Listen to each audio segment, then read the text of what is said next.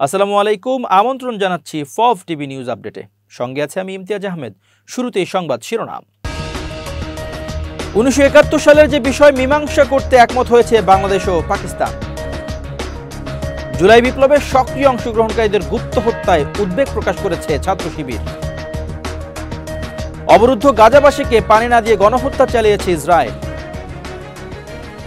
এবার বিস্তারিত। 1971 সালের কিছু বিষয় মীমাংসা করতে একমত হয়েছে বাংলাদেশ ও পাকিস্তান। বৃহস্পতিবার মিশরের রাজধানী কায়রোতে D8 সম্মেলনের ফাঁকে এক বৈঠকে এ নিয়ে একমত হন অন্তর্বর্তী সরকারের প্রধান উপদেষ্টা অধ্যাপক ডক্টর মোহাম্মদ ইউনুস ও পাকিস্তানের প্রধানমন্ত্রী শাহবাজ শরীফ। বৈঠকে ডক্টর ইউনুস 1971 সালের বিষয়গুলো নিষ্পত্তি করার আহ্বান জানান, যাতে ঢাকা ইসলামাবাদ সম্পর্ক এগিয়ে যেতে পারে। পাকিস্তানের প্রধানমন্ত্রীর উদ্দেশ্যে প্রধান উপদেষ্টা বলেন, এই সমস্যাগুলো বারবার উঠে আসে, চলুন আমরা এগুলো একসঙ্গে মীমাংসা করি, যাতে আমরা এগিয়ে যেতে পারি। ভবিষ্যৎ প্রজন্মের জন্য একবারে এসব বিষয় সমাধান করা উচিত। জবাবে শাহবাজ শরীফ বলেন, 1974 সালের ত্রিপক্ষীয় চুক্তি বাংলাদেশ, পাকিস্তান এবং ভারতের মধ্যে অনেক সমস্যা মীমাংসা করেছে। তবে যদি অন্য কোনো সমস্যা থাকে তিনি সেগুলো নিয়ে আলোচনা করতে প্রস্তুত। প্রধান উপদেষ্টার প্রেস উইং থেকে পাঠানো সংবাদ বিজ্ঞপ্তিতে এ তথ্য জানানো হয়। বৈঠকে বাংলাদেশ পাকিস্তানের মধ্যে দ্বিপক্ষীয় সম্পর্ক জোরদার করার লক্ষ্যে ব্যবসা বাণিজ্য, খেলাধুলা ও সাংস্কৃতিক প্রতিনিধি দলের বিনিময় বাড়ানোর ব্যাপারে একমত হয়েছেন তারা। শাহবাজ শরীফ ঢাকা ও ইসলামাবাদের মধ্যে একটি কৌশলগত সম্পর্ক গড়ার আহ্বান জানান। তিনি বলেন, আমরা সত্যি আমাদের ভাই দেশ বাংলাদেশের সঙ্গে সম্পর্ক জোরদার করতে চাই। বৈঠকে ডক্টর ইউনুস ও শাহবাজ শরীফ পারস্পরিক স্বার্থ সংশ্লিষ্ট বিভিন্ন বিষয় নিয়ে আলোচনা করেন, যার মধ্যে দক্ষিণ এশীয় আঞ্চলিক সহযোগিতা সংস্থা সার্ক পুনরুজ্জীবন ছিল একটি গুরুত্বপূর্ণ বিষয়। অন্তর্বর্তী সরকারের প্রধান হিসেবে দায়িত্ব নেওয়ার পর ডক্টর ইউনুস যে পররাষ্ট্রনীতি ঘোষণা করেছেন, সার্ক পুনরুজ্জীবন তার একটি মূল অংশ। সার্ক পুনরুজ্জীবনে অধ্যাপক ইউনুসের উদ্যোগ এবং একটি সার্ক শীর্ষ সম্মেলন আয়োজনের সম্ভাবনা নিয়ে বাংলাদেশের কাজের প্রশংসা করেন পাকিস্তানের প্রধানমন্ত্রী। এ বিষয়ে ডক্টর ইউনুস বলেন, এটি একটি অগ্রাধিকার বিষয়। আমি সার্কের ধারণা বড় ভক্ত। আমি এই বিষয়টি নিয়ে বারবার কথা বলি। আমি চাই একটি সার্ক শীর্ষ সম্মেলন হোক, এমনকি তা কেবলমাত্র একটি ফটো সেশনের জন্য হলেও, কারণ তা শক্তিশালী বার্তা বহন করবে। বৈঠকে ডক্টর ইউনুস তার সরকারের প্রয়োজনীয় সংস্কার কার্যক্রম এবং 2026 সালের মাঝামাঝি সময়ের আগে সাধারণ নির্বাচন আয়োজনের পরিকল্পনার কথা উল্লেখ করে জানান, সংস্কার নিয়ে সংলাপ চালাতে তিনি একটি ঐক্যমত গঠন কমিশন নেতৃত্ব দিচ্ছেন। এদিকে বৈঠকে পাকিস্তানের প্রধানমন্ত্রী শাহবাজ শরীফ বাংলাদেশের রাষ্ট্রীয় চিনি কারখানাগুলো কার্যকর করতে প্রযুক্তি শেয়ার করার প্রস্তাব দেন। এছাড়া ডেঙ্গু মোকাবেলায়ও ঢাকাকে সহযোগিতা করার প্রস্তাব দেন তিনি। শাহবাজ শরীফ বাংলাদেশে ডেঙ্গুতে মৃত্যুর জন্য শোক প্রকাশ করে বলেন, ঢাকা পাকিস্তানের ডেঙ্গু মোকাবেলার অভিজ্ঞতা থেকে উপকৃত হতে পারে। প্রায় এক দশক আগে পাঞ্জাবে ডেঙ্গু মোকাবেলায় আমাদের প্রচেষ্টা বিশ্বমানের হিসেবে প্রশংসিত হয়েছিল। আমরা বাংলাদেশের কর্মকর্তাদের সঙ্গে আমাদের অভিজ্ঞতা শেয়ার করতে একটি প্রতিনিধি দল পাঠাতে পারি। ডক্টর ইউনুস তার সমর্থনের জন্য শাহবাজ শরীফকে ধন্যবাদ জানান এবং আশা প্রকাশ করেন যে পাকিস্তান ও বাংলাদেশ এই প্রচেষ্টা চালিয়ে যাবে। বৈঠকে উপস্থিত ছিলেন পাকিস্তানের পররাষ্ট্রমন্ত্রী ইসহাক দার ও প্রধান উপদেষ্টার বিশেষ দূত লুৎফে সিদ্দিকী। লুৎফে সিদ্দিকী পাকিস্তানের পররাষ্ট্রমন্ত্রী দারকে ফেব্রুয়ারিতে বাংলাদেশ সফরের আমন্ত্রণ জানান। পাকিস্তানের পররাষ্ট্রমন্ত্রী দার এ আমন্ত্রণ সাদরে গ্রহণ করেন। বৈঠকে ডক্টর ইউনুসকে সুবিধা মতো সময়ে পাকিস্তান সফরের আমন্ত্রণ জানান শাহবাজ শরীফ। চট্টগ্রামে বৈষম্য বিরোধী ছাত্র আন্দোলনের সক্রিয় অংশগ্রহণকারী জসিমউদ্দিনকে ছুরিকাঘাতে হত্যা এবং সম্প্রতি প্রাইভেট বিশ্ববিদ্যালয়ের 2 শিক্ষার্থী হত্যার ঘটনায় গভীর উদ্বেগ প্রকাশ করেছে বাংলাদেশ ইসলামী ছাত্র শিবির। বুধবার 18 ডিসেম্বর সংগঠনটির কেন্দ্রীয় সভাপতি মঞ্জুরুল ইসলাম ও সেক্রেটারি জেনারেল জাহিদুল ইসলাম এক যৌথ বিবৃতিতে এ উদ্বেগ প্রকাশ করেন।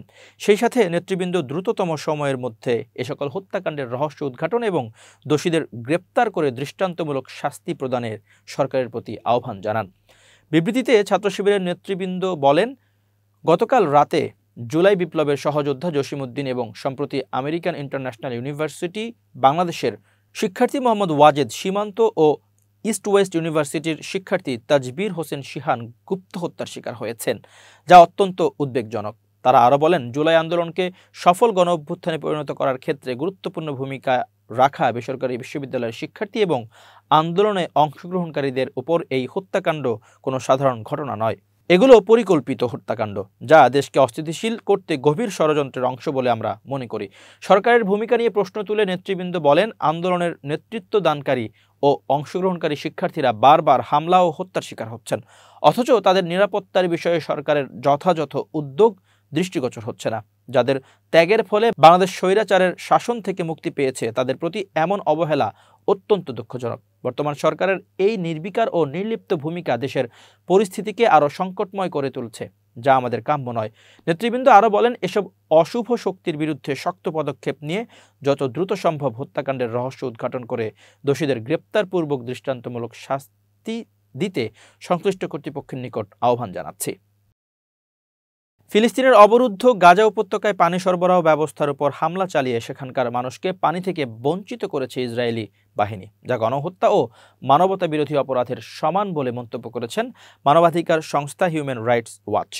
আল জাজিরা, টাইমস অব ইসরায়েল ও রয়টার্স সহ একাধিক সংবাদ মাধ্যম জানায়, বৃহস্পতিবার 19 ডিসেম্বর মানবাধিকার সংস্থাটির এক প্রতিবেদনে বলা হয়, গত 14 মাসে ফিলিস্তিনি উপত্যকার পানি সরবরাহ কাঠামোয় ইসরায়েল যত হামলা চালিয়েছে সেগুলো নিয়ে তদন্ত করছে তারা। এতে দেখা গেছে গাজাবাসী যেন সুপেয় পানি না পায় সেজন্য ইসরায়েলি বাহিনী ইচ্ছাকৃত হামলা চালিয়েছে।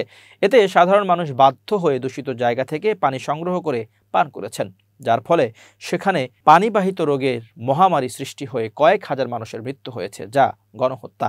এই মহামারীতে শিশুরা সবচেয়ে বেশি ক্ষতিগ্রস্ত হয়েছে।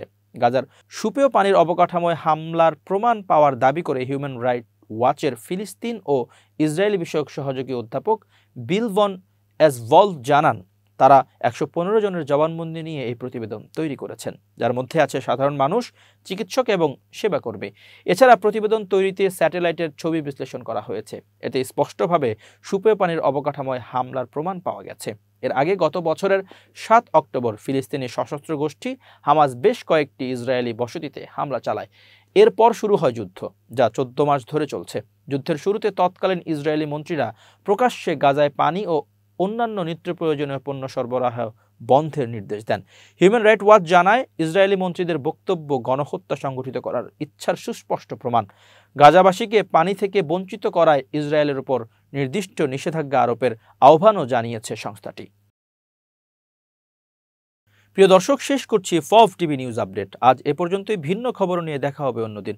নিজেকে আপডেট রাখতে সাবস্ক্রাইব করুন চ্যানেলটি। নিয়মিত লাইক, কমেন্ট ও শেয়ার করে ছড়িয়ে দিন সর্বত্র। সুস্থ থাকুন, নিরাপদে থাকুন।